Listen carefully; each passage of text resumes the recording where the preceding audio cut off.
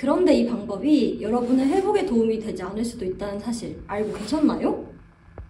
오늘 이 시간 정확한 응급처치 그리고 아이싱에 대해 배워볼까요?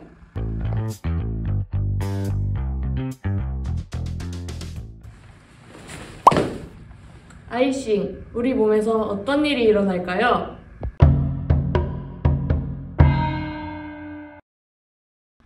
부상 부위에 차가운 얼음을 대면 혈관이 수축하면서 혈류가 줄어들게 됩니다. 이건 우리 몸이 스스로 열을 잃지 않으려는 반응이에요. 그 결과 손상된 부위로 물려드는 체액과 면역세포의 양이 줄어들고 붓기와 염증 반응이 줄어들게 됩니다. 그럼 통증은 왜 줄어드는 걸까요?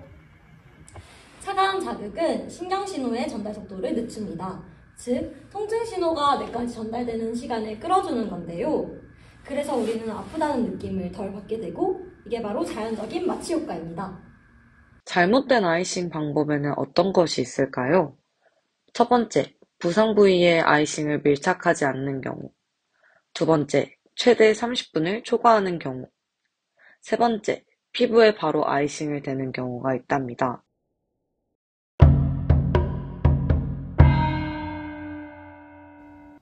운동 중 다치면 얼음부터 탔던 시절, 라이스는 한때 응급처치의 절대 공식이었습니다.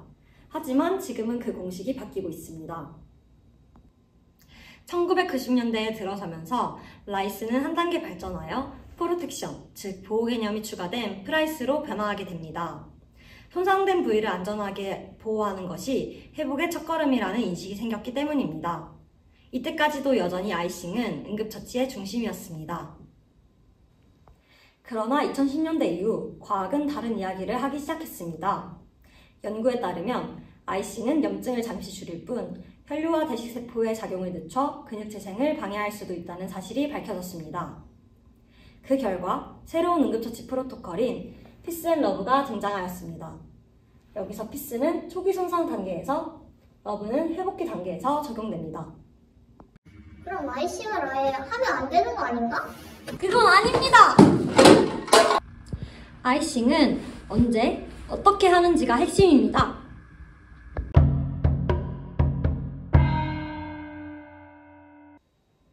붓기, 열감, 통증이 느껴지는 부상에 아이싱을 하면 긍정적인 효과를 기대해 볼 수 있습니다.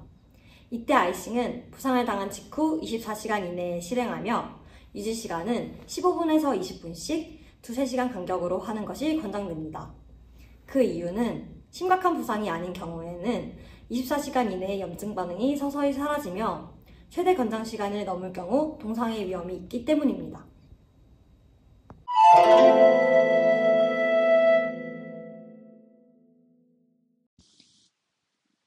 먼저 간얼음을 비닐에 넣습니다. 그런 뒤 피부와의 밀착도를 높이기 위해서 비닐팩 안에 공기를 빼어 묶어줍니다. 그 다음 부상 부위에 얼음을 대고 랩핑을 하여 압박합니다. 압박을 통해 피부 속 염증의 깊은 곳까지 냉감이 닿을 수 있도록 합니다.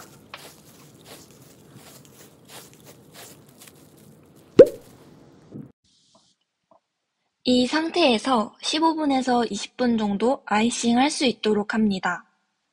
최대 30분이 넘어가지 않도록 주의하며 하도록 합니다.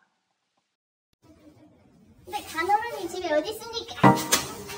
간얼음이 없는 경우 일상생활에서 아이싱을 조금 더 쉽게 할 수 있는 3가지 방법이 있는데요.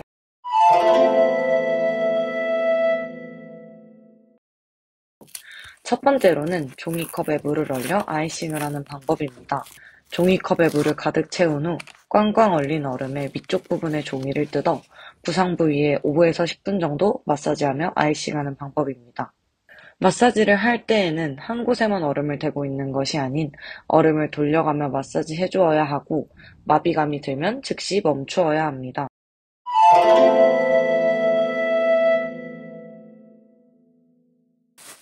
두 번째로는 냉동 야채 믹스를 이용하는 방법인데요.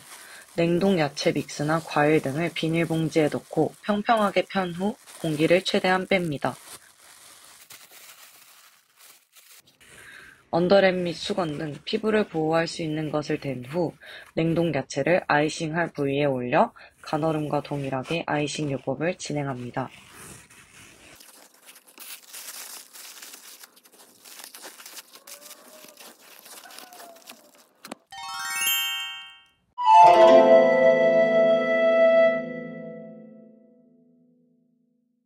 마지막으로는 얼음물에 직접적으로 부상 부위를 담그는 방법입니다.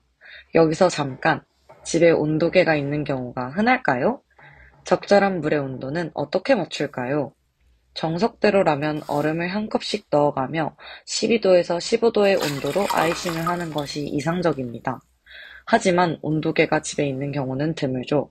이 경우 손을 넣었을 때 차갑긴 한데 버틸 만한 정도, 10초 이상 손을 넣고 있을 수 있는 온도이면 아이싱하기에 최적화된 온도로 맞출 수 있답니다.